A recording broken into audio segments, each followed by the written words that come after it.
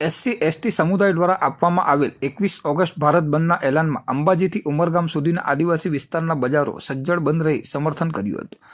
1 August 2024ના રોજ supreme કોર્ટના justice ચંદ્રચૂડની 7 જજોની bench દ્વારા ચુકાદો આપવામાં આવ્યો હતો કે અનુસૂચિત જાતિ અને અનુસૂચિત જનજાતિને આપવામાં આવેલ આરક્ષણમાં ક્રિમિલેયર લાગુ કરી રાજ્ય સરકારને કેટેગરીમાં વર્ગીકરણ કરવાની સ્વતંત્ર આપવાનો ચુકાદો આપવામાં આવ્યો, જેના કારણે રાજ્ય સરકારે પોતાના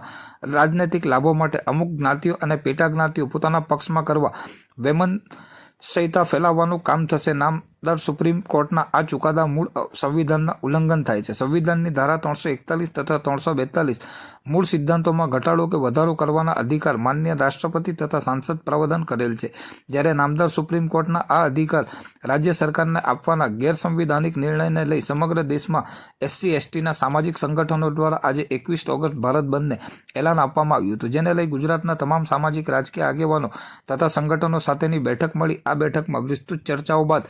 ગુજરાતમાંથી અમે સૌ લોકોએ સમર્થન જાહેર કરી અંબાજીથી ઉમરગામ સુધીના આદિવાસી વિસ્તારોને બંધ પાડવાનું આહવાન કર્યું હતું, જેને પગલે આજે અંબાજીથી લઈ ઉમરગામ સુધીના આદિવાસી સમુદાયો સાથે તમામ સમુદાય વર્ગના લોકોએ સહકાર આપી એકતા બતાવી જિલ્લા અને તાલુકા મથકો સહિતના બજારો એ સજ્જડ બંધ પાડી સમર્થન આપ્યું છે। નામદાર સુપ્રીમ કોર્ટના ચીફ જસ્ટિસ ચંદ્રચૂડ અને એમની 7 જજોની બેન્ચ દ્વારા 1 ઓગસ્ટ 2024ના રોજ જે ચુકાદો આપ્યો છે, જે સંવિધાનમાં આરક્ષણની જે સંવિધાનમાં અનુસૂચિત જાતિ અને જનજાતિ માટે આરક્ષણના પ્રાવધાન છે, ત્યારે આ બેન્ચના ચુકાદાએ એવું જણાવ્યું છે કે ક્રિમિલેયર અંતર્ગત રાજ્ય સરકારો જ્ઞાતિઓના વર્ગીકરણ કરીને અને અનામત આપી શકે છે, ત્યારે આમ કરવાથી જે બંધારણના મૂળ હેતુ છે, સિદ્ધાંતો છે, એનું ઉલ્લંઘન થશે। આરક્ષણમાં વધારો કે ઘટાડો કરવાની સત્તા આર્ટિકલ 341, 342 મુજબ એ રાષ્ટ્રપતિ કે સંસદને જ હોય છે, ત્યારે રાજ્ય સરકારોને આવા અધિકારો આપવાથી આવનાર દિવસોમાં અમુક ચોક્કસ જ્ઞાતિ પેટા જ્ઞાતિઓને પોતાના તરફ લેવા માટે અમુક વૈમનસ્ય ઊભું કરવામાં આવશે, જેના લીધે વર્ગ વિગ્રહ પણ થશે। એટલા માટે આ ચુકાદાનો અમે વિરોધ કરીએ છીએ અને જે રીતે ભારતના ST અને SC સમુદાયના તમામ સંગઠનોએ ભારત બંધનું એલાન આપ્યું હતું, ત્યારે અમે પણ ગુજરાતના સામાજિક રાજકીય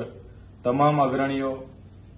સમાજના સંગઠનો બધા જ અમે ભેગા મળીને બેઠક યોજી, ચર્ચા કરી અને ચર્ચાના અંતે આ બંધના એલાનમાં અમે પણ સમર્થન જાહેર કર્યું હતું અને આ બંધનું એલાન અમે પણ આહવાન કર્યું હતું અને આહવાનને ધ્યાને રાખીને આજે અંબાજીથી ઉમરગામ સુધીના તમામ જિલ્લા તાલુકા મથકો હોય કે તમામ બજારો હોય સજ્જડ બંધ રહ્યા છે। ત્યારે આજે આદિવાસી સમુદાય હોય કે તમામ સમુદાય વર્ગના લોકોનો